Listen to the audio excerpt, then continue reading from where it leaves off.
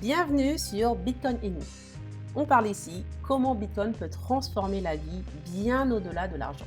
Nous, c'est Romuald et Nancy, un couple de quadragénaires, parents de 4 ados, qui a traversé une profonde remise en question. Nous sommes passés de fonctionnaires bien rangés, convaincus que l'État s'occuperait de tout, à des investisseurs et entrepreneurs qui cherchent toujours plus de souveraineté individuelle. Ici, on parle de développement personnel, de liberté et de résilience. Avec une conviction simple, le système fiat nous infantilise et nous déconnecte de nos valeurs. Bitcoin, au contraire, est un outil pour prendre le contrôle, pour devenir acteur de sa vie et retrouver une communauté alignée. Retrouver du sens, bâtir une souveraineté et avancer pas à pas vers plus de liberté, c'est notre objectif. Alors, sans plus tarder, bonsoir à tous et bienvenue dans ce live de Bitcoin et nous, l'émission de deux fonctionnaires qui sont devenus libéraux après être tombés dans le rabbit hole de Bitcoin. Ici, on traverse le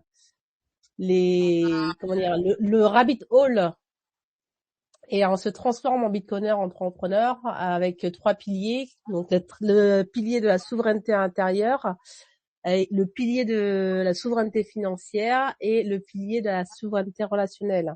C'est une métamorphose, une transformation que Bitcoin nous apporte pour devenir des libéraux.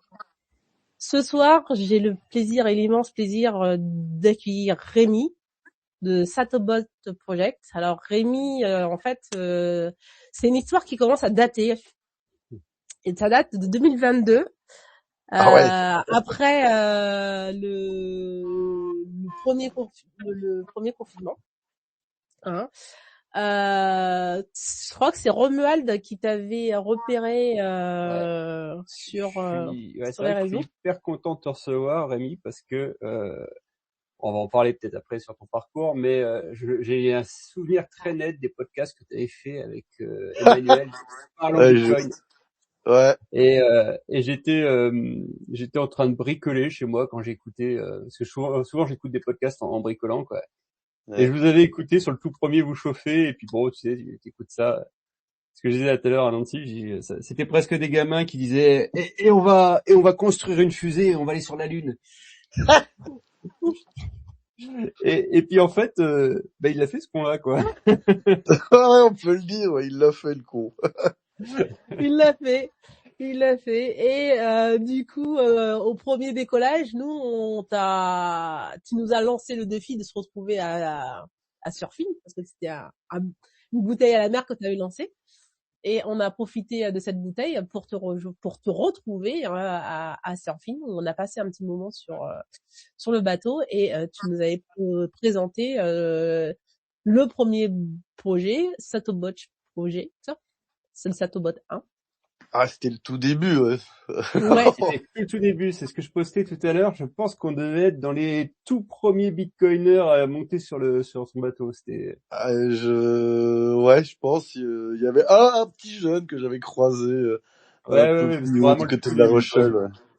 Je dirais pas qu'on est le premier. Je vais saluer la daronne du Web3 qui nous a rejoint, qui est une habituée du live. Salut la daronne. Salut la daronne. Salut Bitcoin et nous. Comment ça va? Bonsoir The Satobot. Salut la daronne, que je connais pas, mais salut quand même. Écoute, moi je suis ravie de faire ta connaissance parce que c'est un peu mon grand rêve d'avoir mon bateau. Donc j'ai un petit truc à finir, mais je viens vous embêter très très vite. Oui, le principe, Rémi, c'est qu'on est sur un live, donc bon, on anime le live, mais s'il y a des gens qui veulent prendre la parole et te poser des questions, je comprends tout à fait. Voilà, il n'y a pas de souci, nous on laisse la parole. La personne qui vient d'arriver, qui n'a pas de nom, c'est des points d'interrogation. Si tu veux prendre la parole, n'hésite pas. Oui, donc on disait que on s'est croisés en 2022. Après un premier périple pour toi, parce que tu es parti de Belgique avec ton beau bateau. Je suis parti même de Bruxelles. Le destin a été, t'as mis à l'épreuve dès le départ, puisque à un banc de sable, t'as heurté, je crois, c'est ça? Ouais, je sais pas ce qu'il foutait là, ce banc de sable. Voilà. Le banc d'Arga à Arcachon, faites bien gaffe. Voilà. Et du coup, après ça, voilà, donc du coup, on a pu se rejoindre, discuter et parler de Lightning, parce que du coup, c'est à ce moment-là que Lightning est un peu arrivé dans le projet, puisque grâce à Lightning, t'as pu recevoir des dons Ouais, pour c'est marrant parce que c'est en marrant fait, que Vas-y. ouais, vas-y. Oui, j'allais dire, c'est vrai, parce que moi j'ai découvert ça à peu près à ce moment-là aussi. Ouais, il y a un bitcoiner qui m'a dit tiens, c'est marrant, tu pourrais utiliser Lightning pour recevoir quelques dons. J'étais là, ah, c'est une bonne idée de recevoir des dons, ça peut m'aider. Et bon, bah c'est quoi Lightning, donc il a fallu potasser, ouais. Donc c'était assez rigolo, ouais. Voilà.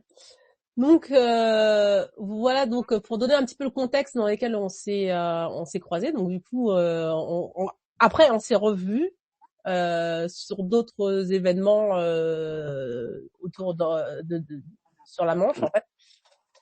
Et du coup, je vais quand même te laisser la parole. Et donc là, c'est à toi, Rémi. Dis-nous tout, tout ce que tu veux nous dire sur toi, en fait. Comment on est passé comment dire, un grain de folie entre potes dans un podcast à être le master commandeur. Master of Science, Master. Ouais, bah écoute, comment ça a commencé? Bah moi, je crois que pendant le Covid, j'ai un peu découvert, grâce à Internet, tout seul dans mon coin, l'univers crypto-blockchain. Et donc j'ai passé des heures, vu que j'avais le temps, là-dessus. Je découvre un peu Bitcoin en parallèle, mais je t'avoue que au regard de la connaissance que j'ai maintenant, j'avais pas du tout perçu tout ce qu'il y avait derrière. Et en parallèle, je faisais aussi pas mal de voiles pour m'amuser en vacances, louer des bateaux pour des copains et on partait naviguer. Et puis comme vous l'avez répété, à un moment donné, en fait, il y a un moment donné, j'en ai marre de parler de Bitcoin et de crypto à des gens autour de moi, et je me dis, ce serait bien que j'en parle avec des gens qui s'y connaissent plus que moi. Et donc, je me rends compte qu'Emmanuel, qui était dans la même unif que moi, l'université, fait un podcast. Et donc je me dis, bah mec, il y a moyen qu'on se voit et on en discute. Et il me dit, bah écoute, moi ça va être compliqué, je suis pas en Europe, mais si tu veux, viens sur notre podcast et on en parle quoi. Et là commence effectivement une discussion de comptoir pendant 2 heures. Non, parce qu'en plus c'est marrant parce que je crois qu'au début du premier podcast, il y a comme une bière qui pop parce que on était en mode apéro quoi. Et donc on discute de tout quoi, de la société, de la monnaie, de Bitcoin, tout y passe. Et à la fin de ces 2 heures, il dit mais ce serait marrant de partir par là. Parce que comme je lui parle aussi de ma passion pour la voile, il me dit tiens, ce serait marrant de partir à la voile, tel un évangéliste des temps modernes, pour aller parler de Bitcoin, quoi. Sachant que j'y connaissais pas grand-chose à l'époque, quoi. Et là, bah, j'ai pas dormi pendant une semaine, littéralement. Et bon, j'en avais aussi marre de mon ancien boulot. Le Covid et le confinement étant passé par là, m'avait sérieusement tapé sur le système. Et là, j'ai fait, bah, tu sais quoi, on n'a qu'une vie, le monde est vaste, je sais un peu naviguer, tu sais quoi. Et puis aussi, j'avais un pote qui m'avait montré un petit bateau qui traînait à vendre. On avait fait une raclette dans son bateau à Bruxelles, parce qu'il y a le canal qui passe à Bruxelles, qui s'appelle la Seine, mais pas de la même manière, pas écrit de la même manière que celle de Paris. Et il m'a dit tiens, regarde, il y a ce petit bateau là qui traîne, ça fait un petit temps, le prix est pas très intéressant. Et donc en fait, c'est marrant parce que le deuxième podcast qui a lieu 1 mois après commence à peu de choses près par j'ai démissionné, j'ai trouvé un bateau. J'ai une petite question à ce stade-là. Est-ce que, parce que nous on aime bien s'intéresser avant tout au parcours des gens et voir un peu comment les changements sont passés. Est-ce que habituellement tu étais quelqu'un un peu d'impulsif? Parce que là ça ressemble beaucoup à une décision presque sur un coup de tête quoi. C'est en 1 mois de temps, t'as claqué tes économies dans un bateau et puis on verra bien ce qui se passe quoi. Est-ce que je suis impulsif? C'est une bonne question. Je pense que oui, je suis capable de prendre une direction assez facilement. Après là, j'avais un contexte qui me le permettait. Tu vois, moi, je vivais en coloc à Bruxelles. Pas de, j'avais aucun bien immobilier, pas de gonzesse, pas de chien. Eu la possibilité de le faire. Je savais aussi déjà un peu naviguer, tu vois. Donc, je pense que c'est la plus grosse et la principale décision que j'ai prise comme ça de ma vie. Mais c'est vrai que c'est quoi le contraire d'impulsif? Bah, Plutôt quelqu'un de calme, plutôt Ouais, mais hésitant. l'adjectif, ouais. hésitant, ouais. T'es pas hésitant, quoi, comme gars. Non, ouais, c'est vrai que je suis peut-être pas des plus hésitants, ouais. Ouais, non. Mhm. Enfin, Ok. ça va dépendre des sujets, c'est compliqué à répondre. Mais Mhm. effectivement, dans ce cas-là, non, j'ai pas trop hésité parce que entre savoir un peu naviguer et acheter un bateau, le rénover, je suis ingénieur de formation, mais c'est pas pour autant que je savais travailler de mes mains, quoi. J'ai jamais autant appris de mes mains, du reste. Et ça m'a donné beaucoup de satisfaction parce que ayant fait des études plutôt théoriques Mhm. et avoir un côté abstrait, ça m'a réancré dans du réel. Et j'ai jamais autant fait le lien entre de la théorie et de la pratique, quoi. Chose qui me manquait énormément, en tout cas à titre personnel. Donc, Et ouais, ça ouais, m'a.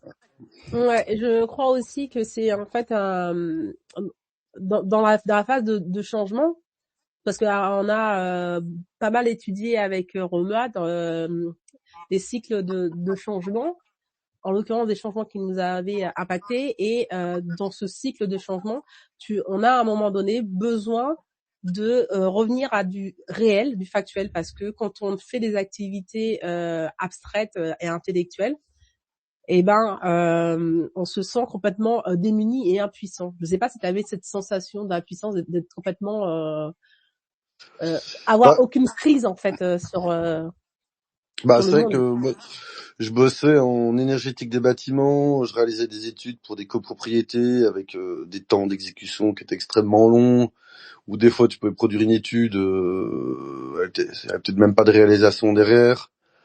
C'est vrai que j'avais un peu un sentiment de produire du paplard qui allait pas déboucher sur quelque chose, quoi. Après, il y en a d'autres gens que je connais qui font ça, ça les satisfait aussi. Donc, je pense qu'il y a quand même aussi un critère personnel là-dedans.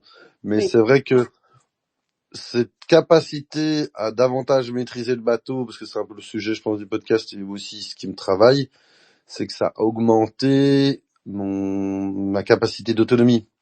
En tout cas, Mm. par rapport au bateau. C'est-à-dire que le rénovant, je le découvre davantage, je maîtrise davantage les composants du bateau, j'apprends très fort en autodidacte, mais ça amène de la résilience derrière parce qu'à un moment donné, il y a d'office un truc qui va péter. Tu peux payer les services de quelqu'un, mais donc il te faut de l'argent et puis surtout le service il est peut-être pas disponible en temps ou enfin, dans l'espace. Ouais. Donc en fait, j'aime bien cette recherche d'autonomie et de résilience. En Ouais. tout cas, ça a extrêmement fort commencé. Enfin là, ça s'est matérialisé et depuis lors, je ne vais que dans cette direction-là. D'accord. Et moi, j'ai une question quand même à te poser. C'est donc du coup, c'est au même moment en fait que tu découvres Bitcoin en fait. C'est à ce Bah, moment-là en fait. Comment ça s'est passé? Est-ce que c'est la découverte de Bitcoin, sa philosophie, son outil qui non, ça vient par la suite. C'est-à-dire que moi, ça vient par la suite. je découvre le monde de la crypto et je commence avec Ethereum pour vous dire. Et donc, en fait, c'est parce que je lance ce projet et que je me dis, Bitcoin, ça a l'air différent, donc c'est plutôt instinctif au début. Et je me dis, je prends le parti de creuser ce sujet-là, que je le développe au travers de mon voyage. Mm. Parce que comme vous connaissez le projet, hein, donc pour ceux qui ne connaissent pas, Ouais. donc mon idée c'était de se dire, en fait le début de l'idée c'était, je pars de Bruxelles et je vais à Surfing Bitcoin à Biarritz. En gros je fais toute la Manche, toute la Bretagne, et je descends le golfe de Gascogne. Ça va me prendre 2-3 mois. Je vais me faire ma bosse, je vais naviguer, ça va être trop chouette. Et là il y a un gros événement Bitcoin. Et puis on verra. J'avais pas beaucoup plus de plans que ça. Et donc, après, ça a été de se dire, bah tiens, où est-ce qu'il y a d'autres conférences, où est-ce qu'il y a d'autres communautés de bitcoiners, où est-ce qu'on peut aller dépenser du bitcoin, quoi. Je me dis, bon, bah on verra bien, on va tirer le fil rouge. Et donc, derrière, c'est tout ce cheminement-là qui m'a apporté une conviction de plus en plus forte sur ce qu'est Bitcoin, ou maintenant plus ce qui est sur la souveraineté, parce que en attendant, bah, je me suis chargé le bateau d'une bibliothèque Bitcoin, j'ai lu 20 bouquins, j'ai écouté des podcasts, j'ai assisté à des conférences, j'ai rencontré énormément de gens complètement lambda avec qui je parlais du sujet, donc j'ai aiguisé ma réflexion sur la route, quoi. Si je peux me permettre, en fait, tu voulais aller du nord au sud et là où il y a quelqu'un d'à peu près normal qui aurait réservé un Airbnb et un train, toi t'es dit, bon allez, je prends un bateau, je vais prendre 3 mois et des bouquins. Et t'as peaufiné ta formation sur le trajet. C'est une manière de le présenter, c'est pas vrai, mais c'est pas faux. Non mais j'adore. Ouais, bah, je m'étais dit, bon bah voilà, je vais partir un an, je m'étais donné peut-être un an et puis on verrait, quoi, tu vois, parce que comme je suis parti à l'été, je me suis dit, bah vers l'hiver, je continue vers le sud, parce qu'il fait meilleur quand même. Je m'étais dit, bah tiens, il y a Gibraltar, c'est un peu mythique au niveau voile, je verrai bien. Et puis je passerai le sud, l'hiver dans le sud de l'Espagne, quoi. Et donc j'ai été jusqu'à Valence, si tu veux, la première année. Et puis je me suis dit, bah tiens, bon moi c'était chouette. Et comme il y avait un événement blockchain à Bruxelles en juillet, à la date des 1 an du projet, je me suis dit, ah bah maintenant je vais revenir jusqu'à Bruxelles, ça me permettra de voir les copains. Et donc, t'arrives à Valence et tu te dis, ah bah oui, tiens, Bruxelles, prochaine bah étape. voilà. Et donc j'ai fait tout le chemin inverse. Hop. Et puis bah j'arrive là, bah le projet se développe un peu, puis je me dis bon bah qu'est-ce que je veux faire maintenant?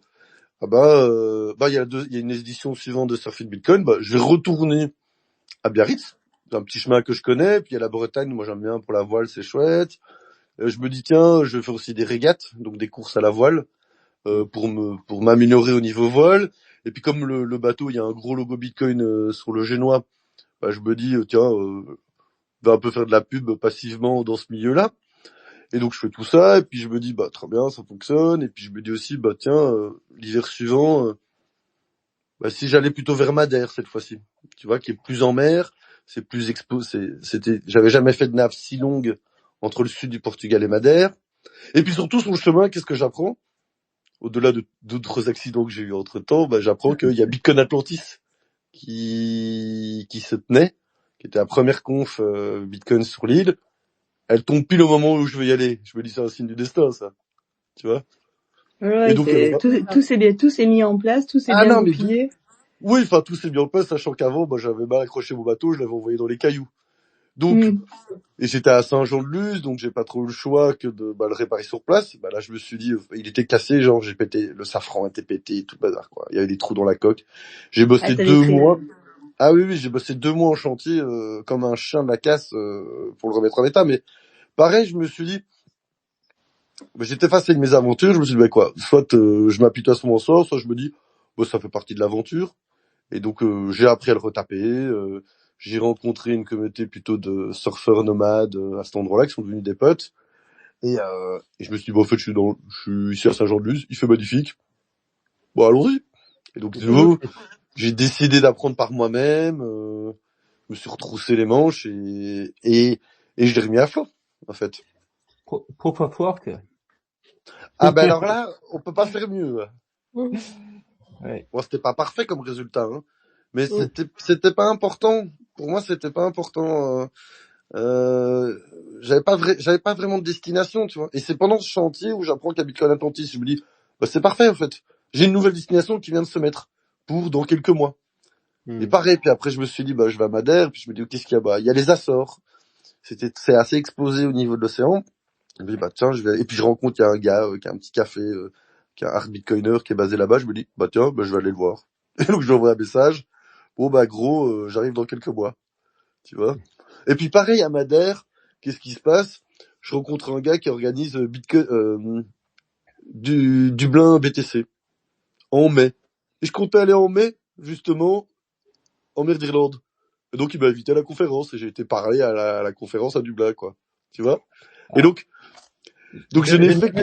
Juste je te coupe 2 secondes. Je viens de mettre Maps Vas-y. pour voir un peu parce que du coup, tu sais, Ah quand tu oui, oui. dis pas, en fait, les Açores, ouais, tu vois bien que c'est en bas à gauche, quoi, mais c'est déjà pas Ouais. mal dans l'océan, en fait. Bah, tu prends Lisbonne et tu vas un tiers dans l'océan par Ouais, rapport c'est ça. aux États-Unis, ouais. Et c'est pour ça que là, je réagis quand tu m'as dit Dublin. J'ai dit, c'est pas à côté. Ouais, Oui, ok. oui. Alors, Ouais, c'est le village à côté, quoi. ouais, alors ça c'est un peu le problème, c'est que maintenant moi commence à bien connaître l'Atlantique Nord, donc j'ai une belle représentation visuelle de où et où, donc n'hésitez pas à me reprendre là-dessus. Mais Au effectivement, contraire, vas-y, fais-nous c'est voyager. c'est marrant parce que aussi quand je suis à Madère, je me dis putain, je commence à quand même bien aimer ce truc-là, et est-ce que je commencerai pas à me former pour devenir pour passer pro plus tard, ou du moins avoir une carte, quoi. Et en fait, chez les Anglais, il y a moyen de faire ça très fort en élève libre. Donc j'aime bien cette mentalité, plutôt que si j'avais fait la même chose en France, la certification de capitaine de sang obligeait à 6 mois de banc d'école, blablabla. Là, j'ai fait laisse tomber. Surtout que le système anglais est beaucoup plus reconnu à l'international. Et je me dis, bah tiens, je vais booker un examen en mer d'Irlande Mm. Et pour. là, t'es combien de temps à peu près à partir du début du projet, le premier podcast Là, avec Emmanuel? C'est quoi, c'est là, je 1 an, pense que 2 ans, 3 ans? attends, c'est 1 an. Ouais, c'est 1 an et demi. 1 an et demi après 1 an et demi de voyage, je me dis, tiens, je veux peut-être chercher ma licence pro, ça pourrait m'être utile pour plus tard. Et ça me fait un beau prétexte pour étudier. J'ai tout fait ça en anglais, donc ça m'obligeait à augmenter mon niveau d'anglais. Et puis ça me coûtait pas tellement, vu qu'en élève libre, t'achètes des bouquins, et puis j'ai passé l'examen, et voilà, quoi, tu vois. Que j'ai fait avec mon propre bateau, tu vois. Hmm. Et c'était génial. Ça répond un peu à la Vas-y. question de tout à l'heure, hein, quand je te demandais si tu étais plutôt impulsif ou plutôt hésitant. Bon, bah, la réponse, c'est quelqu'un qui y va, quoi. C'est. C'est vrai que quand j'ai une idée en tête, des fois je la lâche pas, quoi. Et Ouais, non, des mais petits trucs. ouais, bah, je trouve quand même que ton projet, ça reste quand même un ovni, il y a quelque chose d'extraordinaire en fait dans l'écosystème Bitcoin. Pourquoi? Parce que jusqu'à maintenant, on avait des communautés locales, des meet-ups, des conférences à par-ci par-là. Et toi, tu arrives comme comment dire, un truc qui vient de l'espace, sur mer, le capitaine Flamme, un truc comme ça, Albator, le Albator du Bitcoin. Et là, tu décides de relier toutes les communautés au moins de la Méditerranée, des Açores, enfin et de l'Angleterre, enfin l'Irlande, tout ça en bateau. Parce que peut-être t'as été un peu vite, mais si je comprends bien, à chaque fois que t'as fait des escales ou t'as cherché des points, t'as essayé de rentrer en contact avec des beaconers. Ouais. Bah, pour quand même la blague, parce que c'est comme ça qui est drôle. Bon, la première année, je pars, j'avais pas Twitter, je vous raconte, j'ai 3 fans et 2 tondus, quoi, tu vois. Mm-hmm. Donc, Je on me va pas se souviens. mentir, ouais, les premiers mois, t'es un peu dans un désert, quoi, tu vois. BTC Map existe pas ou peu. Les communautés, enfin, moi je les connais pas, donc c'est un peu au petit bonheur la chance, quoi. J'ai dû cartographier quelque part qu'est-ce qu'il y avait où, tu vois. T'étais un explorateur Oui. des communautés Bitcoin. Ouais, bon, après moi j'ai pas produit grand chose à ce niveau-là, tu vois. J'ai plutôt j'utilise de plus en plus les outils qui existent. Et puis aussi c'était je publie des petites vidéos de mon trajet, et puis de temps en temps il y a des gens qui me disaient moi je suis là, tu viens me voir. Je fais ok. Je viens te voir. C'était aussi... J'avais pas plus de prétention que ça, tu vois. Non, t'as juste un Bitcoin géant sur la voile, sur la grand voile, mais Oui, bon, c'est vrai que c'est un peu assumé, je te l'accorde. ça aide un peu. Mais ouais, donc je disais juste, voilà, moi je veux par là. Dites-moi si vous passez dans le coin, enfin si vous êtes là, et je viendrai à votre rencontre, quoi. J'avais pas plus de prétention que ça, c'était pas plus travaillé que ça. C'était pas plus travaillé que ça, quoi. Mais effectivement, vu que ce petit truc me continue à m'amuser, et que j'ai l'envie de continuer, C'est pour ça que le projet se transforme petit à petit en un nouveau chapitre. Oui. Juste pour finir sur Satobot 1, Vas-y. Dublin et de souvenirs, t'as traversé l'Atlantique avec, c'est ça? Alors, après Dublin, qu'est-ce que je fais? Je refais le sud de l'Angleterre, parce qu'en fait, c'est une zone que je connaissais pas trop et qui est magnifique, horriblement chère, mais magnifique. Toutes les Cornouailles, les compagnies. Je retourne en Bretagne, on refait un repas du cercle du coin, Ouais. qui avait lieu à Ouais. Granville, exactement. Et puis, là, je me dis, très bien, j'avais fait juste l'ouest de la Méditerranée, donc Valence, Ibiza, Gibraltar. J'ai fait les Açores, Madère. Je me dis, cette fois-ci, descendons plus loin. Allons aux Canaries, puis allons jusqu'à Dakar, parce qu'il y avait les Dakar Bitcoin Days qui, malheureusement pour moi, se sont pas tenus l'année où je suis allé. Mais c'est de se dire, descendons le long de la côte ouest de l'Afrique. Donc il y a tout le Maroc, la Mauritanie et puis le Sénégal. Et je me dis, tiens, au lieu de... Parce que pour traverser, la plupart des gens vont faire depuis les Canaries. On peut traverser aussi depuis le Cap-Vert, parce que le Cap-Vert c'est magnifique. Ça réduit un petit peu la distance lorsqu'on traverse. Et puis c'est une autre ambiance le Cap-Vert. C'est vraiment, on est entre deux univers. Et puis je me dis, si je suis au Cap-Vert, pourquoi j'irai pas à Dakar en fait? Et donc je me suis décidé d'aller à Dakar. Génial, parce que là j'ai rencontré aussi quelques-uns de la communauté de Bitcoin, ou même je me souviens avec 2 students. Là j'ai compris un truc qui était assez fort. Je suis dans un bar la veille de mon départ. Je sais plus me payer une bière parce que j'ai plus d'argent. L'ATM est trop loin. Et là je regarde un des gars, c'est un student, je lui fais, en fait, t'as du franc CFA? Ouais. J'ai du Bitcoin? Ouais. Je t'envoie du Bitcoin, tu me donnes du CFA? Ouais.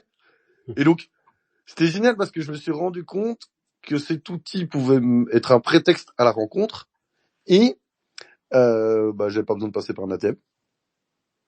Oui. Ouais. Ah oui. C'était génial. Ouais, grave. C'était génial. Ah, c'est excellent. Ouais.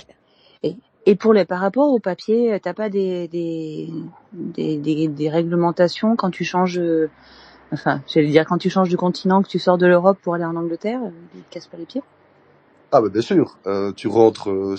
Alors depuis pas très longtemps, effectivement, si tu passes de l'Europe à l'Angleterre, tu dois faire une déclaration d'entrée. En théorie, une déclaration de sortie de l'Europe et une déclaration d'entrée en Angleterre. Ouais. Comme quand je suis arrivé à Dakar, t'es pris de te présenter à l'immigration. En fait, ce que tous les gens rencontrent automatiquement dans les aéroports, parce que la douane est déjà à l'aéroport, vu que 99,99% du flux à l'international passe par l'aéroport. En tant que marin, à titre privé ou commercial, ça change rien. Tu as une obligation de te présenter à la douane et à l'immigration pour dire que tu viens de débarquer, quoi. Et recevoir un petit tampon. Ouais, donc ça tu le fais à la traditionnelle, avec les paperasses et les administrations, mais par contre pour les pépettes, Bitcoin, il te facilite tout. Et qu'est-ce que tu veux te dire pour les pépettes?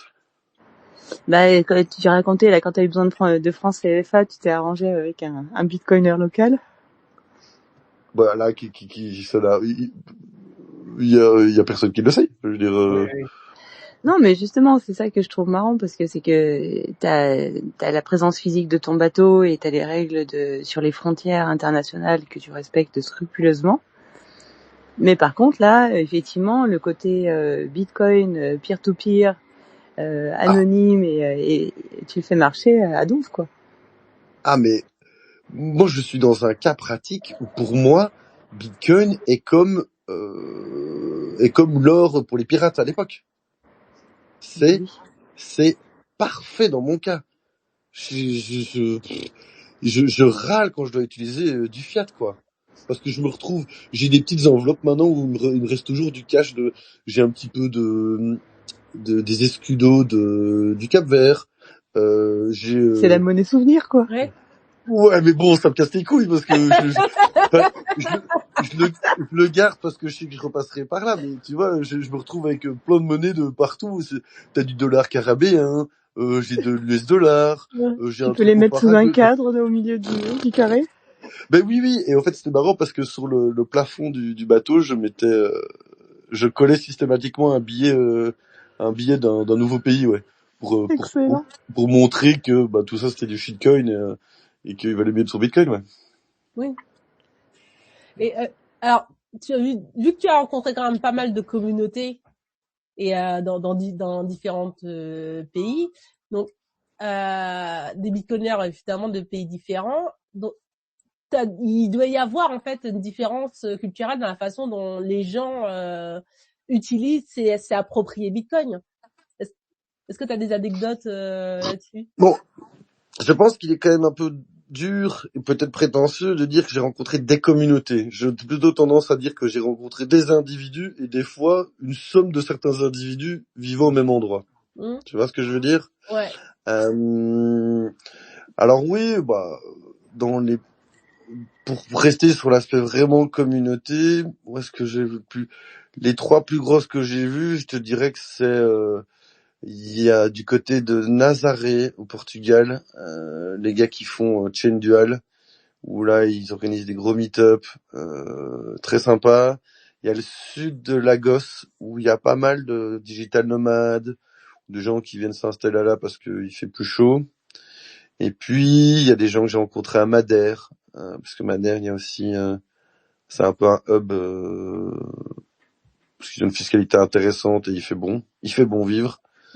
Donc je te dirais que c'est les 3 endroits où j'ai vu le plus le phénomène de communauté, quoi. Alors, je vais formuler la question de Nancy, c'est est-ce que en gros les gens que tu as rencontrés, alors par exemple à Dakar, ils avaient la même vision de Bitcoin qu'un Européen Est-ce que tu as eu l'occasion d'échanger avec eux, te rendre compte de différences ou pas du tout C'est oui et non. C'est-à-dire que je vais être un peu taquin. Il y a un moment donné où, je sais plus dans quel meet-up, je me suis dit, putain, on est tous en train de répéter la même chose parce qu'on écoute les mêmes sujets. Et je me suis inquiété. Mais non, mais c'est vrai. Est-ce qu'on vérifie bien les choses ou on répète tous un narratif qui nous intéresse? C'est vrai, si tu veux être très critique, à un moment donné, on cite tous les mêmes auteurs, c'est mignon, mais on est peut-être que des perroquets, quoi. Alors, après, il y a les attitudes sont quand même différentes, les besoins sont pas les mêmes. Tu vois, tu prends les 2 jeunes à Dakar, c'était deux jeunes, des students, qui avaient pas un sou, mais effectivement, eux avaient une grosse lecture sur le franc CFA, tu vois, eux, la tutelle monétaire, fallait pas leur expliquer, quoi. À Lagos, bah oui, j'en ai rencontré, c'était plutôt des épicuriens ou des gens qui, oui, veulent juste jouir de leurs finances et voyager, tu vois. Les réponses sont quand même variables, quoi. Alors effectivement, il y a une même trame de fond sur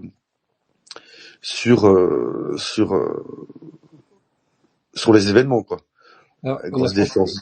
On a foncé un peu dans ton périple et j'avais noté une question sur laquelle je voulais revenir. Tu me donnes l'occasion parce que là, quand tu disais, on est tous à répéter un peu ce que certains auteurs ont dit. Il y a presque un peu un côté, on pourrait presque qualifier de sectaire.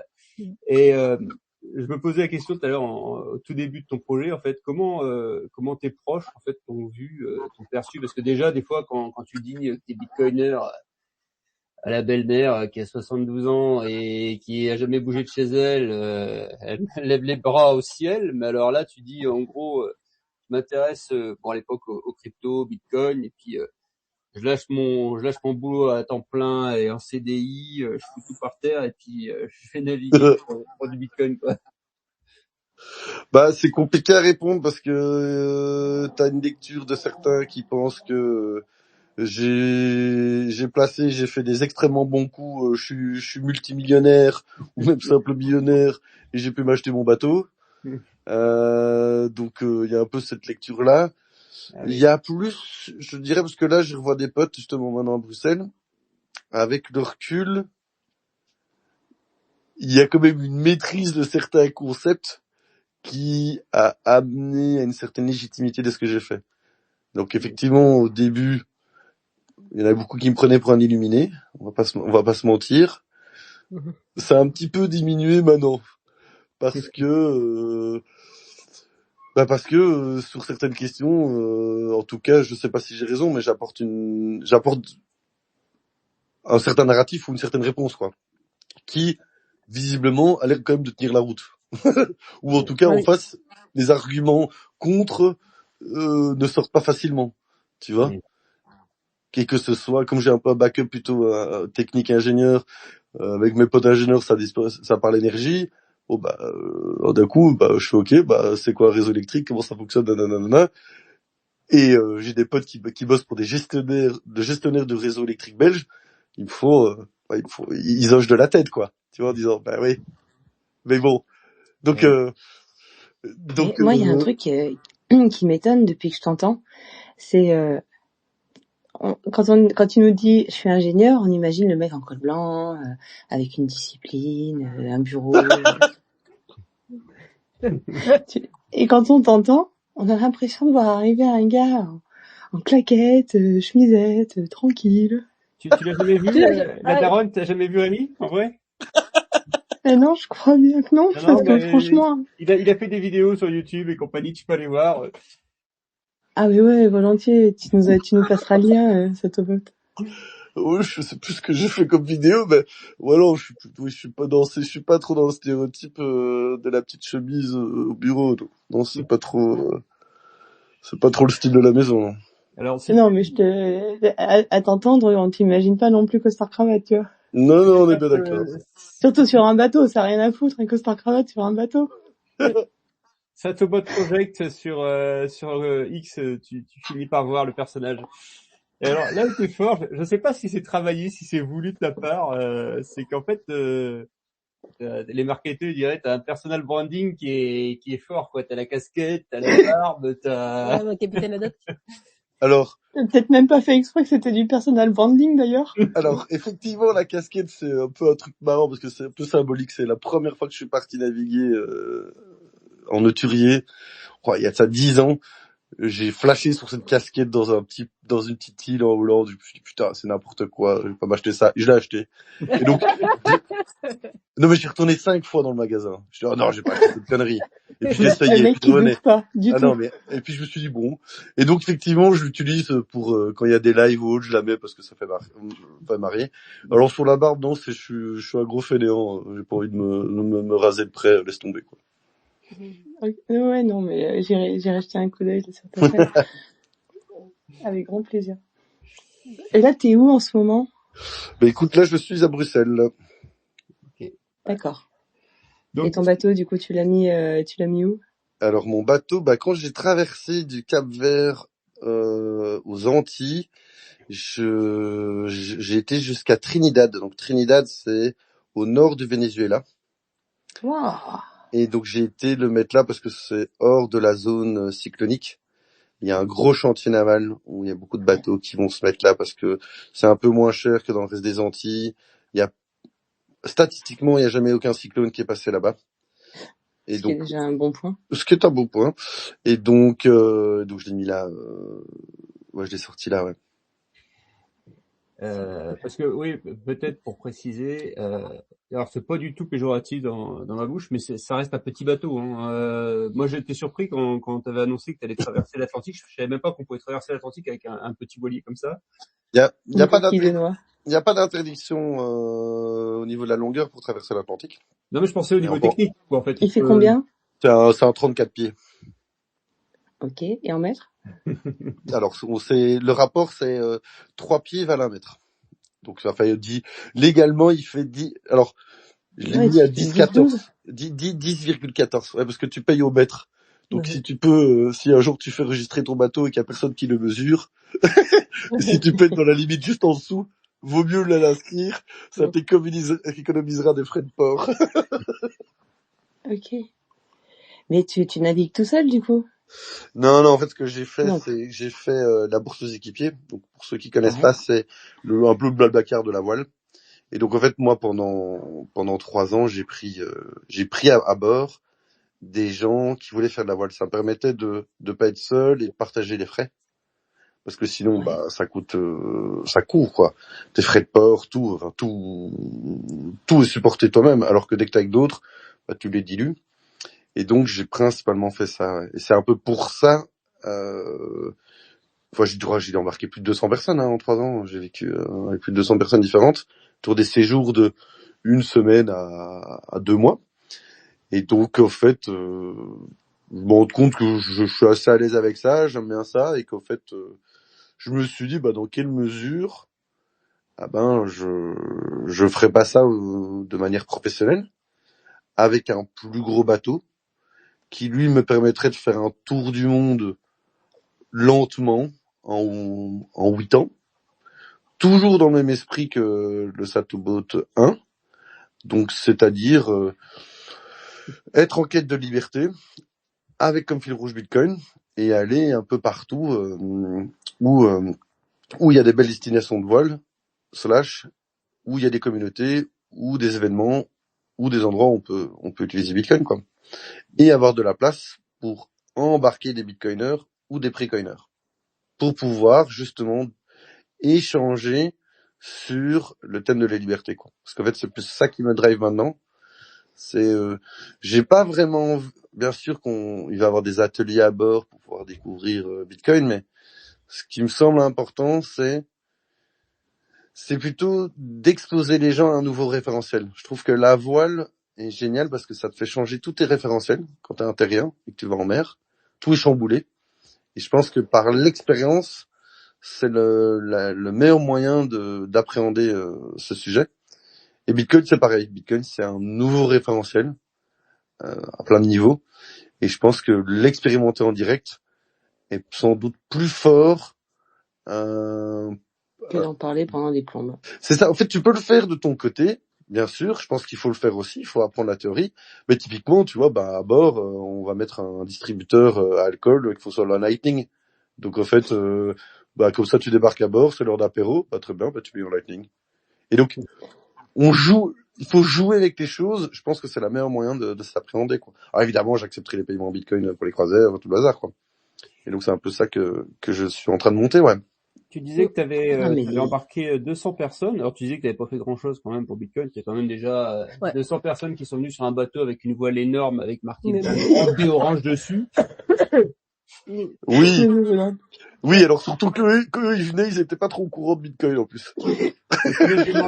Double formation, voile et blockchain. Allez. Mais oui. Et en fait, c'est ça. En fait, j'ai naturellement fait ça pendant 3 ans, quoi. Et donc, et comme j'ai envie de commenter autour du monde, et que il faut quand même un petit peu gagner ma vie, parce que moi, j'ai pas gagné ma vie pendant 3 ans, c'était pas le but non plus. En réalité, je me suis formé sans le savoir, enfin, sans réellement le préméditer. Maintenant, j'essaye de transformer tout ça, quoi. Ouais. C'est d'offrir aussi la possibilité aux gens de vivre une aventure comme cela, parce que j'ai tellement, alors, à la marge, il y en a chez qui ça fonctionne pas, et je pense qu'ils refont plus jamais de la voile. Mais dans la grande majorité des cas, les gens ont apprécié, et puis certains, ils sont sortis avec des yeux, mais ils avaient les yeux luisants, quoi. Tout d'un coup, il y avait le monde entier dans le regard. Ah mais ouais. L'horizon à perte de vue. Et donc c'est un peu ça que je veux créer, en organisant différents types de croisières. Genre des petites croisières qui vont plutôt être entre plebs, et ça va être de petites destinations sympas. Je vais avoir des croisières qui vont plutôt être orientées conférences. On va aller à des conférences, où on va revenir de conférences ensemble. Je vais solariser certaines croisières où il y aura plutôt, on va dire, des guests, des invités de l'écosystème, un peu comme un speaker d'une conférence. Et puis, il y aura des croisières un peu plus, on va dire, type retraite, qui sont plus... Mais là, tu veux un bateau, tu vas chercher un truc un peu plus grand, du coup, tu vas taper dans quelle taille? On parle d'un gros kata du type Lagoon 50 pieds, ouais. Donc ça veut dire, il y a 4 cabines doubles en tant que pour les invités, ouais. Ouais. Et donc là, du coup, on va passer en mode Rémi, du coup, là, on va passer en mode Black Pearl. C'est ça? Et donc, en Black Pearl, Satoboat Project 2, ça sera, moi j'aime beaucoup en fait ce concept, ça sera une citadelle ambulante. Tu peux pas mieux le dire. Comme j'aime bien faire le petit jeu de mots, comme si en anglais c'est la mer, effectivement ce sera une citadelle, ouais. Ouais. Excellent. Mais pour vous dire, l'objectif, là, ce que j'aimerais bien avoir à bord, c'est typiquement il y aura un petit nœud Bitcoin et un petit solo miner. Comme ça, déjà, ça c'est cadeau. Ça permettra de jouer avec la technologie, de la montrer aux gens qui connaissent pas. Tout ça, évidemment, je vais l'utiliser par Starlink, parce que c'est le meilleur moyen et le plus économique pour le moment. Bon, on va aussi mettre un petit relais Noster par principe, même si je m'y connais pas encore très bien, mais je suis en train de travailler à développer mon Noster pour quand même être un petit peu indépendant de X, qui est quand même fortement centralisé et aussi orienté. Le but est d'avoir effectivement une énorme librairie Bitcoin à bord, pour que les gens puissent lire pendant leur croisière. J'aimerais bien aussi avoir comme avant, des bouquins à offrir. Donc pendant ces 3 ans, j'avais réussi à trouver des petits sponsors. J'aurais pu me prendre ça pour moi, mais non. J'ai préféré trouver des gens qui ont bien voulu sponsoriser l'achat de livres que je distribuais au gré des rencontres. Dont les gens que je trouvais qui avaient l'air d'être...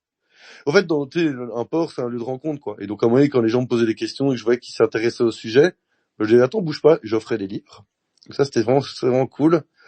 Le but, c'est d'avoir un gros kata parce que ça permet aussi dans tous les endroits où on va aller, avec l'équipage et éventuellement, en fonction des rencontres, avec des ambassadeurs, créer des Bitcoin meet-up de manière très organique, très spontanée, et pouvoir faire un événement où les gens se rencontrent, c'est enfin un gros apéro, pour le dire d'une certaine manière, mais aussi un prétexte à échanger sur différents sujets. Et je suis en train de travailler avec des collaborations professionnelles pour avoir du genre, pour comme ça vous le savez déjà, genre j'aimerais bien un Bull Bitcoin, Bull Bitcoin, donc c'est un broker et un wallet Bitcoin. Ouais. Satoshi, c'est un hard wallet sous forme de carte. J'aimerais bien aussi avoir un mineur de Bitcoin pour avoir les différents aspects qu'on peut toucher en tant qu'utilisateur Bitcoin à bord. Comme ça permet d'avoir un prétexte d'atelier, si vous voulez, ou de sujets échangés, quoi. Et donc, et voilà. Et puis aussi un petit dispenseur, un petit distributeur à alcool en Bitcoin, en Lightning, ce serait quand même marrant, quoi. Oui. Et du coup, donc, moi, j'en profite, hein, parce que du coup, tu cherches des livres. Donc, la daronne nous a fait une petite pépite qu'on a présentée il y a quelques semaines sur Bitcoin. Ça s'appelle La Bible du shitcoin. Et ouais, c'est un petit bouquin super sympa sur les shitcoins avec un énorme lexique derrière qui va en fait aider en fait à naviguer, si je peux emprunter ce... Mais bien joué. Merci. À naviguer en fait dans le monde de la crypto avec tous les termes en fait qui sont abordés et sur le vocabulaire. Il est vraiment super. Il est sur Amazon, c'est ça Ouais, il est sur Amazon et en ce moment sur les coups de midi, je publie à chaque jour un petit extrait du lexique. Excellent. Donc, voilà. Et Rémi, t'en es où, toi, du coup, dans cet environnement crypto, Bitcoin? Tu te définirais comment aujourd'hui? T'es un maximaliste? Parce que je me souviens la toute première fois qu'on s'est vu, je crois qu'on a eu une discussion sur BNB. Alors moi, j'étais un bon shitcoiner aussi à l'époque. Hein, donc, on est tous passés par là. T'en es où, toi, du coup, dans ton parcours? Bitcoin. Que Bitcoin aujourd'hui, ouais. Ouais, non, j'avoue que je m'intéresse un tout petit peu, j'ai un tout petit peu acheté du XMR. Ouais, mais même pas, XMR, c'est Monero, ça? Ouais. Je te parle même pas pour les achats, hein, je te parle juste au niveau philosophique, au niveau croyance sur éventuellement l'apport technologique ou ce genre de choses. C'est vrai qu'il y a rien à faire. Moi, je crois davantage à, même si ça veut dire quoi, l'esprit ou philosophique, parce que qui l'établit, hein, c'est toujours la même chose. Qui dit que c'est comme ça? Mais en tout cas, j'aime bien cet esprit communautaire qui travaille à un bien commun, qui est décentralisé, même si ça amène plein de guerres internes, je veux dire. J'aime bien son usage, c'est-à-dire que, enfin moi, Bitcoin ça fonctionne quoi. Je veux dire, l'autre jour on a été à un meet-up, on a payé en Lightning au resto, boum, très bien, fine. Donc ouais, J'aime pas me définir, mais en général, quand je suis avec des crypto boys, on me dit que je suis un bitcoiner maximaliste, quoi. Ça arrive à des gens bien, je te rassure. Alors je me permets parce que ma bible des shitcoins, c'est la conclusion que j'essaie d'amener, c'est quand même que le plus gros shitcoin de l'histoire, c'est l'euro et le dollar, tu vois. On est bien C'est pas d'accord. un livre qui est officiellement Bitcoin maximaliste, Non. mais qui conclut assez facilement qu'il vaut mieux du Bitcoin éventuellement. Tu l'as pas proposé chez Consensus Network? Non, ça c'est sûr, je l'ai pas. J'ai essayé de le présenter à Paris à Bitcoin Bazar, mais c'est des Bitcoin maximalistes et là je me suis fait jeter comme une malpropre avec ma bible de shitcoin. Il a pas voulu jeter un coup d'œil. Donc non, c'est. Ok. Mais par contre, voilà, il faudrait que si t'as 5 minutes dans les jours qui viennent, il faudrait que je te parle vraiment. Oui, bah, on peut se faire un truc après, mais et quoi, mais c'est bizarre parce que, enfin, ça dépend quel est le propos du bouquin, parce que tu pourrais avoir un effet inverse, c'est pas parce que tu mets la Bible du shitcoin que ça veut pas démontrer la pertinence de Bitcoin. Ça, je comprends pas. Alors, moi à la base, je suis cuisinier pâtissier de restaurant. Ok. Et aujourd'hui, effectivement, j'ai un pied dans la crypto bien comme il faut, en sachant que j'ai surtout beaucoup appris sur moi-même mes conneries. Et j'ai deux petits gars au passage.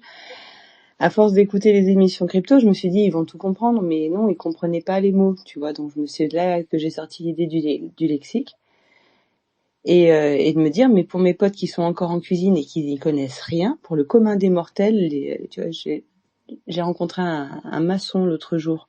Je lui ai mis entre les pattes et il a commencé à acheter un coup d'œil parce que l'idée, c'est vraiment une initiation pure et dure à passer du système fiat jusqu'au système crypto.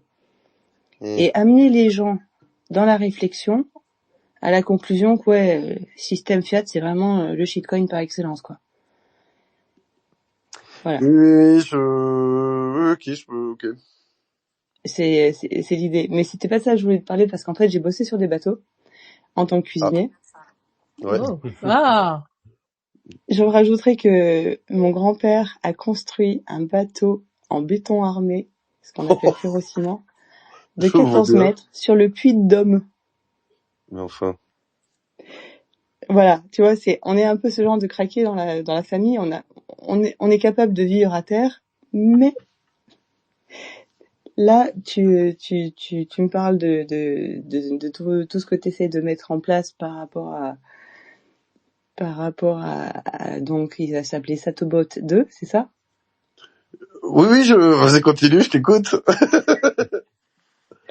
Et je me demandais si éventuellement Marseille-Hong Kong, ça te tenterait. Mais attends, mais écoute, Marseille, Hong Kong.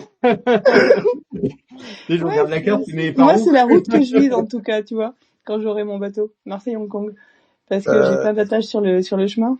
Mais c'est pour ça que je te dis, ça pourrait valoir le coup qu'on se capte à l'occasion. Là, on est en live chez Bitcoin et nous. Incroyable. Excellent.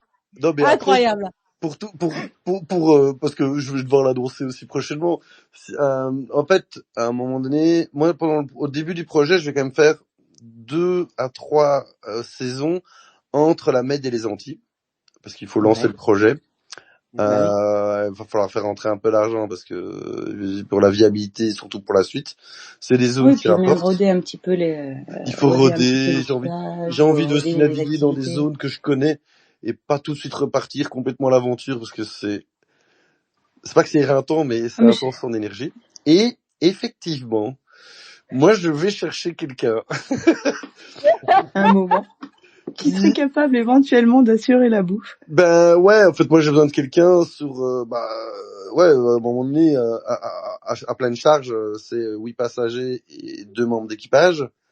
C'est de la tendance parce que soit les gens viennent une semaine ou 2, à un moment donné c'est un peu comme un hôtel. Et puis il y a tout ce qui est manœuvre au port ou sur des unités comme celle-là, c'est pas plus mal d'avoir quelqu'un pour aider. Et donc en tout cas pour la zone Med, parce qu'en fait alors ça rentre un peu technique, mais pour les transats, pour les appeler comme ça, donc 2 fois par an, 2 mois, pour aller de la Méditerranée aux Antilles, là je suis obligé de prendre un co-skipper, légalement parlant, donc avec des certifications, donc je ne sais pas prendre trois membres de personnel. Mais pour les autres zones, donc Antilles et Med, oui, je vais devoir chercher quelqu'un, ouais. Non, mais c'est pour ça que je te dis, il faudrait qu'on arrive à se capter. On peut échanger, ouais. Dans les jours qui viennent, je sais pas, tu me dis Bruxelles, donc déjà, il n'y a pas de décalage horaire, ça peut être pratique. Mais ouais, écoute, moi, je t'ai follow direct sur Twitter, si tu veux qu'on se cale un rendez-vous. On peut en discuter plus en détail mais volontiers. Je savais pas que ça allait tourner comme ça, ce live, mais c'est excellent, c'est génial. Non, mais en début d'entretien, je sais pas si tu étais là, on parlait que le Chatobot Project, tu réécouteras peut-être sur une autre émission ou au début du podcast, qu'en fait, le Chatobot Project est parti d'un podcast. Hein. Ouais. Ouais, c'est vrai. D'accord. C'était un délire avec un pote, un Rémi, et voilà, il a tout lâché pour ça. Voilà, donc du coup, oui, non, mais moi, Project 2, deuxième podcast. Ce serait énorme. Ce serait énorme. Écoute, la semaine dernière, il n'y a pas eu le petit live du jeudi soir, ça m'a beaucoup manqué. Je sais que vous étiez pris sur pour être juré aux assises, si j'ai bien suivi. Mais tu vois, ce soir, quand vous avez annoncé live ce soir, mais j'ai même pas regardé avec qui. Je me suis dit, c'est cool. On va passer un bon moment. Ouais. Et là-dessus, je vois que c'est une histoire de bateau. Ça va être un bon moment, c'est sûr. Okay. Mais le reste, j'avais vraiment pas vu venir Rémi, le personnage. Je suis ravie de la rencontre.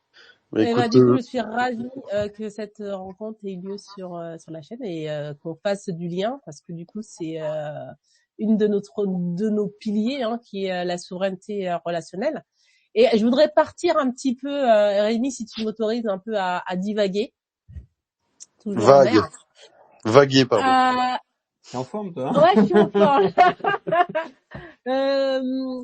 Moi, ton projet, donc Satobot 2, on en avait parlé. Moi, ça me fait penser carrément, en fait, au concept de Bellagio, là. Sur la possibilité d'une network state. Et je me dis, mais un bateau comme ça, avec des communautés, des gens qui viennent, qui apprennent, qui échangent, est-ce que c'est pas la version bêta, en fait, de ce rêve de network state, mais sur une citadelle ambulante? Oui, peut-être bien, ouais. Mûrir. C'est vrai que moi, là, je me suis un peu sédentarisé, mais disons que dans l'opérationnel du nouveau chapitre, moi, je deviens un réel nomade, pas un digital nomade, un vrai nomade au sens quelqu'un qui bouge, qui reste pas plus de quelques mois par juridiction. Et effectivement. Moi, la notion d'être ancré quelque part, par exemple fiscalement ou autre, devient très particulière. En fait, elle n'a plus beaucoup de réalité. Donc moi, par exemple, je suis en train de bouger j'ai bougé officiellement.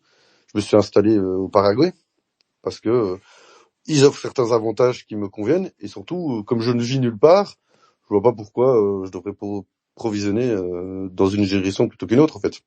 Et donc, dans une réflexion. Domicile au Paraguay.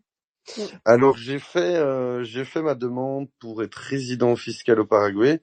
Donc je suis encore entre les deux, c'est-à-dire que pour moi j'ai quitté la Belgique, mais je suis toujours en vol et j'ai pas encore complètement atterri de l'autre côté parce que la procédure se fait pas du jour au lendemain. Je te raconte pas les papiers, mais définitivement. En tout cas, j'ai fait ma radiation fin de l'année en Belgique parce qu'il y avait DAC8 au 1er janvier, donc je me suis grouillé de dire que je me suis barré et ouais, parce qu'en fait je deviens de nulle part, en fait. Donc. Et ironie du sort, quand même, le Paraguay n'a pas d'accès à la mer. Alors, oui et non. Il n'a pas. Ah bon? Si, parce qu'en fait, il y a un long fleuve qui peut être remonté et qui rejoint la mer, ouais. Mais effectivement, c'est au milieu des terres, ouais. C'est une belle ironie, je te l'accorde. Ouais. Mais donc, effectivement, cette notion d'État-nation virtuel, dans un certain sens, moi je la comprends, ouais. Ouais, tu vas Oui, lire. complètement. Parce qu'en fait, donc en droit, parce qu'évidemment c'est ce que j'ai dû un peu comprendre, c'est qu'en fait on a une nationalité, un domicile et un lieu de résidence fiscale.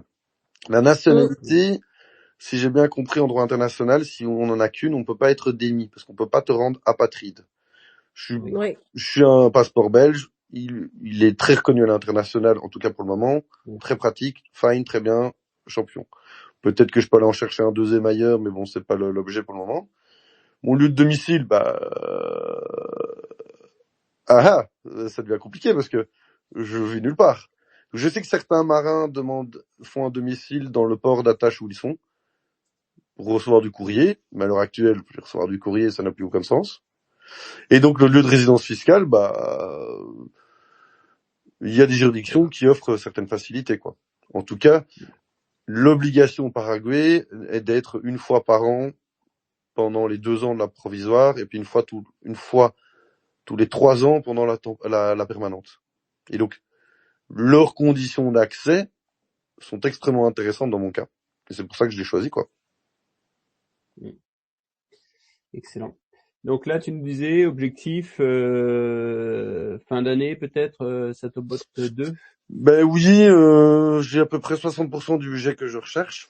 Et donc, je vous cache pas grand-chose. De toute façon, les chiffres sont trouvables sur Internet. On est sur un budget total à environ 700 000 € pour un bateau comme ça. D'accord, oui. Donc c'est quand même un petit budget. Et donc, j'ai déjà créé une boîte où on a plusieurs investisseurs qui détiennent le bateau. Moi, je leur mets à disposition un certain nombre de jours par an et en échange, je l'exploite pour couvrir les frais du bateau. C'est des bitcoiners qui connaissent Satobot 1 et donc le but c'est de faire la même chose mais plus à l'international maintenant, ouais. Ça n'a rien à voir, un peu, c'est un peu en rapport avec les revenus. Je me faisais là une réflexion, tu vois, en t'écoutant, en nous faisant voyager. Tu publies assez peu au final. Alors X, ça rapporte rien, mais une aventure pareille, quand tu vois les merdes qu'il y a sur Insta ou sur d'autres réseaux, alors, je veux dire, t'as un potentiel en fait de créer une communauté qui est énorme en fait. Alors, il faut savoir que moi je suis mis sur X parce que un pote m'a dit que je devais être sur X. J'ai un peu partagé parce que voilà, mais j'avoue que c'est pas trop mon dada et à un moment donné, entre profiter et poster, c'est aussi un travail de communication. Ah, carrément, ouais. Oui, carrément. Néanmoins, je me rends compte qu'effectivement, il y a un potentiel de dingue. Et là, en passant avec ce nouveau projet, je suis en train d'établir un plan com, donc c'est pour ça que je me réactive maintenant aussi. Comme tu as pu le voir là pendant les derniers mois, comme je voyageais pas non plus, j'avais pas de raison de parler, je trouvais. Comme je me lance dans ce nouveau projet, je vais lancer un plan com qui va être un partage de l'expérience que j'ai acquise ces 3 dernières années pour teaser ce qui va advenir. Ah, mais clairement, oui, clairement. Mais donc, on voit le truc. Oui, mais alors le truc, c'est qu'en fait, je suis un peu hésitant. J'ai du mal avec le fake it until you make it. Parce qu'au fait, je considère que tant que j'ai pas l'investissement, j'ai pas le feu vert pour dire que je vais avoir un nouveau bateau. Donc, j'ai pas envie d'annoncer des trucs que je ne pourrais pas honorer derrière. C'est une mentalité que j'ai du mal à avoir. Néanmoins, les signaux sont plutôt verts. Et qu'à un moment donné, il faut peut-être y aller. Surtout que je pense que je vais ouvrir à des plus petits porteurs la possibilité de ce genre de projet. Quand je parle de petits porteurs, c'est relatif.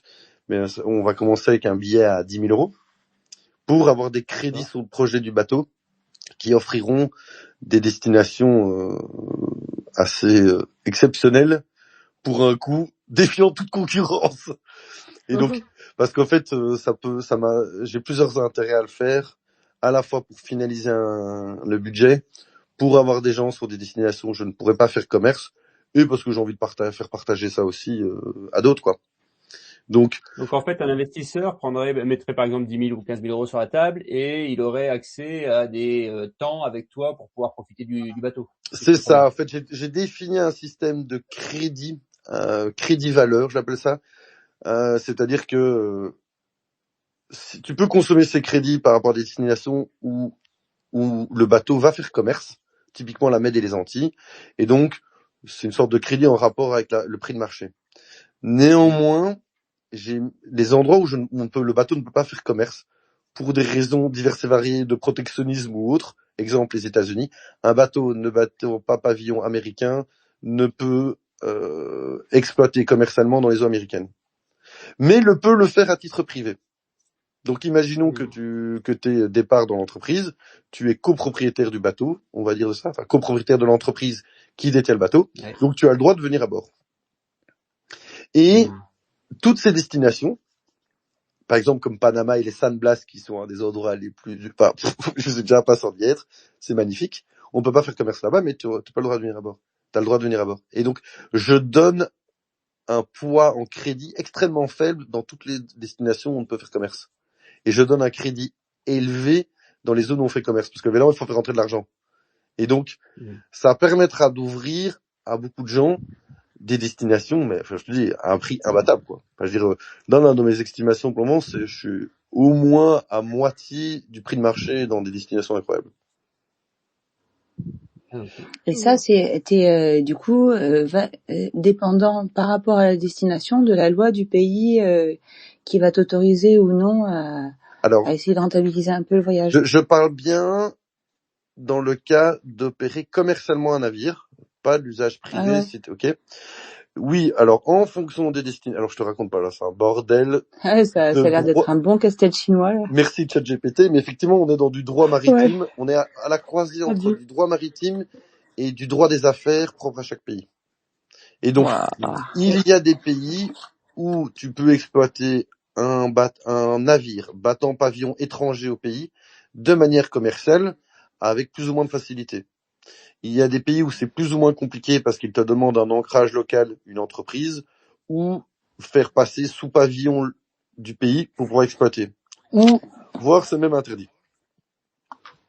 Et mais du coup, là, dans les destinations que toi t'as en tête, t'as déjà repéré certaines zones qui sont faciles, j'imagine, pour moi le truc c'est que je veux continuer à aller à l'exploration, mais je dois rentabiliser le projet aussi. Donc je suis tiraillé entre deux, j'ai le cul entre deux chaises. Donc typiquement, l'idée c'est de faire la Méditerranée parce qu'il y a aussi une clientèle, c'est magnifique, où je peux exploiter. Les Antilles, on peut facilement exploiter, mais à un moment donné, j'aimerais bien faire la côte est des États-Unis, je peux pas exploiter commercialement. D'accord. Mais par contre, on peut le faire à usage privé. Et donc, si on est suffisamment dans... Et là, c'est un montage différent au niveau des personnes que t'embarques. Ça les investisseurs. Ouais. C'est exactement ça. Et alors, c'est même un peu plus malin que ça, c'est que ce sont les propriétaires, leurs familles et leurs amis ont le droit d'être à bord. Ah ben oui. Ok. Eh ben oui. Il va y avoir des faux mariages sur ton bateau. Je suis habilité. Je pourrais vous bénir. Oh, magnifique. Non, mais la notion d'ami, j'ai été vérifié, elle n'est pas définie. Donc, donc la lecture peut être relativement large. Après, tu vois, une autorité qui viendrait nous contrôler et qu'à mon nez, il y a une bande de francophones, franco-belges dans les eaux américaines, même si en interne, il y a une caisse de pirates pour couvrir des frais, c'est bon. C'est ça, puis si ça se trouve, les mecs d'en face, ils prendront le bitcoin, ils feront pas chier. Mais oui, donc, ça peut-être pas, je tenterai peut-être pas avec la police new-yorkaise d'essayer de les soudoyer. Non, mais peut-être pas on avec... se comprend. Non, mais donc, pour revenir à la question que tu posais, effectivement, je suis pas trop présent sur les réseaux et je suis en train de finir mon plan de com pour redébarquer en force parce qu'effectivement, j'ai, je sais pas combien de photos à partager et d'aventures à partager qui sont pas exploitées et surtout, parce que je rentre dans une logique commerciale maintenant, il m'est nécessaire de développer mes canaux et puis en sous-chapitre, je vais peut-être ouvrir donc le ticket d'entrée sera à 10 000 minimum parce que pour en dessous ça va être trop chiant et je pense qu'il y a peut-être 100 000 euros qui va être ouvert à tout à chacun quoi. Donc ça veut dire au maximum 10 personnes qui pourraient se joindre. C'est assez cool. Vas-y, Daron. Je reprends Et après. ça te fait déjà un sacré petit morceau d'équipage. Tu partirais sur des durées de quoi, 1 semaine, 2 semaines? Attends, tu parles Ah, mais ça va dépendre des destinations. Enfin, tu poses la question par rapport aux destinations D'accord, ou par ok. rapport au Non, crédit? là je me dis parce que 10 personnes, ça fait déjà pas mal de monde sur ton Qatar. Oui, mais les 10 personnes sont pas obligées de venir au même moment. Et oui. Et non, le but c'est de dire, genre c'est toi la daronne. Imagine, t'as tes crédits dans le projet. Imaginons que ça fait, parce qu'en fait c'est le même coût. Tous les endroits où je peux pas faire commerce, ça a le même coût de crédit qui est assez bas. Et on va dire que ça t'octroie, attends, pour 10 000, c'était combien? Je sais pas, disons, allez, je donne un chiffre à la louche, on va dire que ça te fait tout le bateau 15 jours. Ou une cabine 2 mois, quoi, tu vois. Peu importe, je sais. Faut que je regarde le Ouais, calcul. non, mais j'ai bossé, je te dis, sur des bateaux et justement, ils étaient à la location et puis ça dépendait des clients, quoi. Enfin, nous, on était vraiment sur ce que j'appelle des tupperwares flottants, tu sais, des gros yachts. Excuse-moi, mais Oui, voilà, on j'ai est beaucoup de d'accord. respect pour les bateaux qui ont leurs ailes, mais alors les autres. On est d'accord. Mais donc là, par exemple, On... les gens à qui je veux ouvrir, non, par exemple, tu vois, faire la côte Est, je vais la faire un été. Donc c'est-à-dire que l'hiver se finit, mars, c'est la fin de saison dans les Antilles. Ah ben, on pique vers la Floride et on remonte jusque au nord de New York, dans le Maine, pour le début de l'automne au maximum. Et puis après, il faut revenir plus ou moins vite. Ah ben là, ça fait quand même, il y a 5 mois qui sont ouverts. Ah ben, tu fais 5 mois fois 4 semaines pour être sécuritaire. Ça en fait de la disponibilité, quoi. Et donc, j'en sais rien, Bitcoin Inou, imaginons, vous avez, je sais pas, vous avez acheté une cabine pour, je sais pas moi. Tu sais, ils ont 4 enfants, ils remplissent le bateau. Ouais, c'est clair. On a Ouais, bah, besoin. ils remplissent 2 cabines à la rigueur. Mais ils ont ça, admettons, ça leur fait un pack de, je sais pas, ils ont une coque sur les deux, donc 2 cabines pour 3 semaines. Ah ben, et bien, comme ils ont le droit de ramener des copains, ils ramènent 4 autres copains, ils font un deal entre eux et on a rempli le bateau pour 3 semaines. Il y a 8 passagers et il y a deux crews, quoi. Mhm. Ou un peu moins, hein, on n'est pas obligé que ce soit plein tout le temps. Hein. Quand je t'entends parler là, c'est fou en fait. Le parcours que tu as réalisé, c'était quand en fait le tout premier podcast avec Emmanuel, avec Parlons Bitcoin, Je crois que c'est tu te souviens janvier 2022, je crois. 2022, donc ça fait 4 bonnes années. Ouais, c'est ça, ouais. J'ai navigué Et 3 ans de voyage, ouais. 3 ans et demi. alors il y a le voyage, les compétences techniques, tout ça, mais aussi ta vision d'un délire entre potes. C'est là tu es en train de monter un vrai business avec un plan d'investissement, avec un plan de com. C'est un peu ce qu'on admire aussi nous dans Bitcoin, en fait, le parcours que ça t'amène à faire en fait. Et l'audace que ça te fait prendre. Ah, mais il faut y aller. Attends, j'en profite quand même pour dire bonjour à Radio Tchad, qui j'avais rencontré il y a bien longtemps, qui était venu aussi naviguer sur le bateau. Donc ouais, bah, c'est marrant. Bah écoute, comme je l'ai dit au début du projet, au début du podcast, en fait, on n'a qu'une vie, il faut y aller. Moi, ça me drive, ça me fait vivre. Ça m'offre la possibilité de rencontrer plein de gens. Ça m'offre la possibilité d'aller découvrir le monde. Et puis surtout, ouais, bah effectivement, là, je suis en train de prendre un pari, quoi. Je décide de vivre tel un pirate des temps modernes, du côté white hat, à fond sur la liberté, la souveraineté, avec comme outil Bitcoin, quoi. Et bon, bah là, je me suis dit, les 8 prochaines années, j'y vais à fond là-dedans. Punt. Ouais, non, mais c'est tellement, en fait, tellement cohérent avec l'état d'esprit Bitcoin il y en est au moins un sur les océans qui nous entourent qui est pris de large. C'est une question, ce que là, Je pensais pas que tu irais jusqu'à le gros Bitcoin sur la voile. Excuse-moi de te couper. Oh, moi non plus. Une question, on s'achemine vers la fin là, mais à laquelle j'avais pas pensé. Est-ce que t'as entendu parler ou t'as croisé d'autres gens qui ont fait un peu le même délire que toi, ou t'as l'impression d'être un peu seul au monde? Alors évidemment, je vais défendre ma baraque.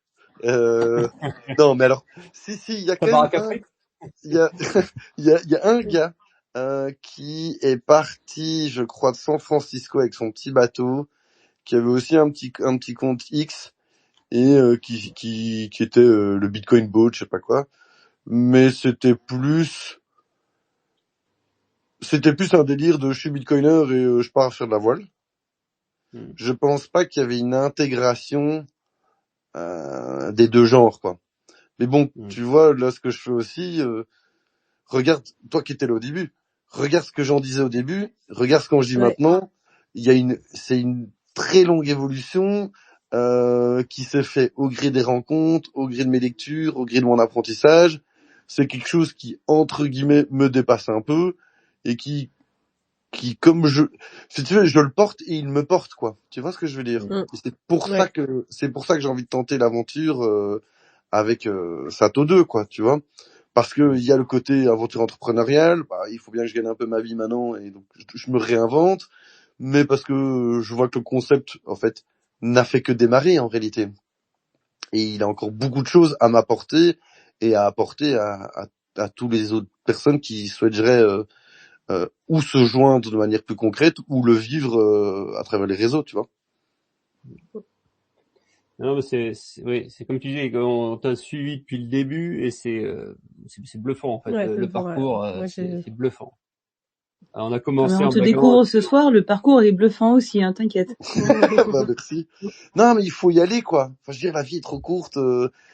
Pour vous le dire, ce qui m'a redonné un peu enfin, c'est un peu bizarre ce que je veux dire, mais à l'automne, mon père est décédé. Et c'était marrant parce qu'il était, il me dit pas souvent grand chose, mais quand j'avais traversé l'Atlantique, il m'avait dit putain, je suis fier de ce que t'as fait, quoi. Genre, putain, tu l'as fait, quoi. Et donc en fait, je me dis juste, ok, bah ça c'est fait, mais en fait, non, je regarde devant. Je pense qu'il y a encore tellement de choses à aller faire et qui pour moi font sens dans toutes les rencontres que j'ai pu avoir, quoi. Et donc en fait, je me vois pas retourner. Enfin, j'ai pas de retour en arrière, en fait. J'ai emprunté une voie qui, il n'y a pas de chemin, il y a pas de retour. Donc je peux non, que continuer. Tu peux pas reprendre la pilule bleue. Non, c'est. Je peux pas. Dit dès le départ. Je peux pas. Donc choisi. j'ai été trop loin. Enfin, je sais pas si j'ai été trop loin, mais donc continuons et puis espérons que ça continue à me plaire et que ça plaira aussi à des gens, quoi. Oh, mais y a pas de raison, là, pour le coup. Tu es sur Bruxelles, justement, pour, j'ai envie de dire paramétrer, bon, c'est pas le bon mot, mais, oui, mettre en place les derniers détails de Satobot 2. Quand ce que j'appelle les derniers détails, c'est la partie paperasse et construction du bateau. C'est quand même pas, c'est pas juste des détails de détails. Deux, trois broutilles. Voilà, c'est 3 fois rien, il y a plus qu'à.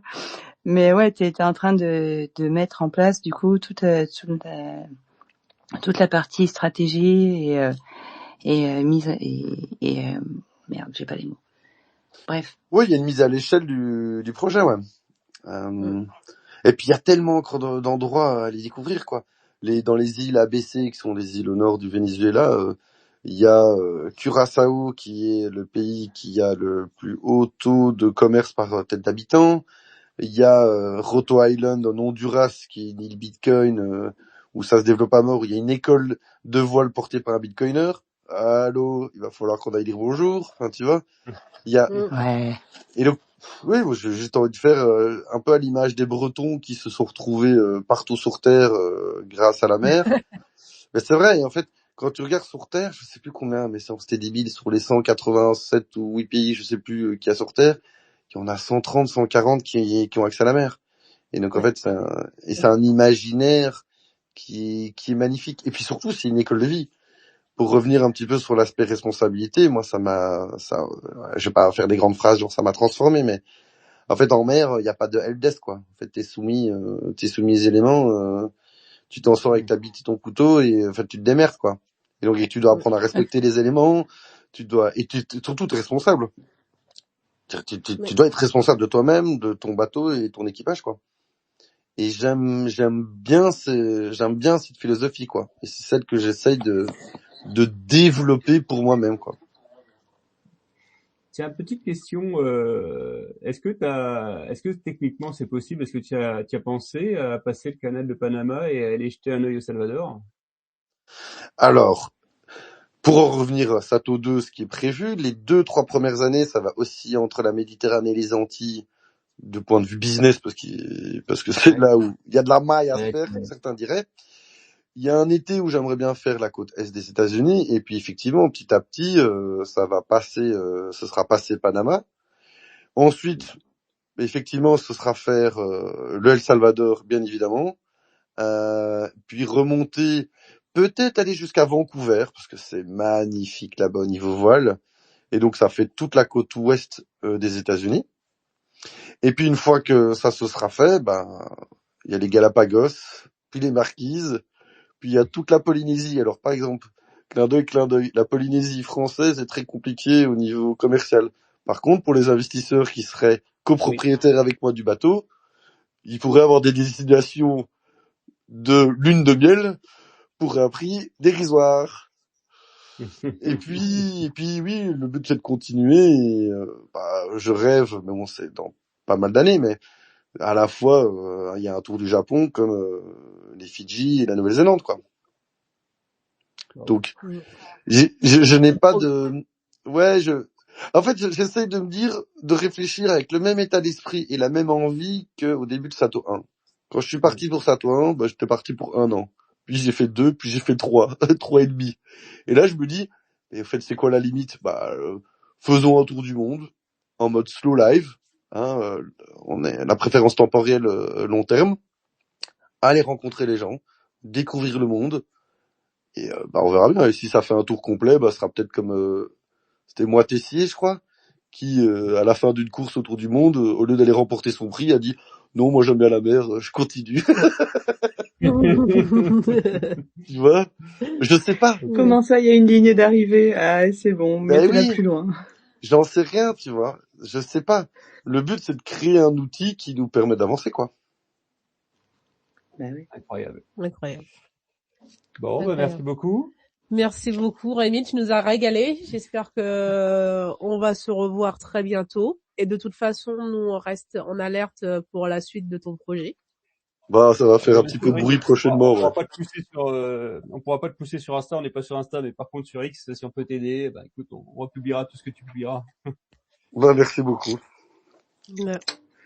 On peut te suivre donc sur X et puis quand tu auras un plan de com, tu passeras par X pour le diffuser peut-être, je pense. Oui, en gros, je vais surtout utiliser X et je vais lancer sur Nostr quand même beaucoup. Ouais.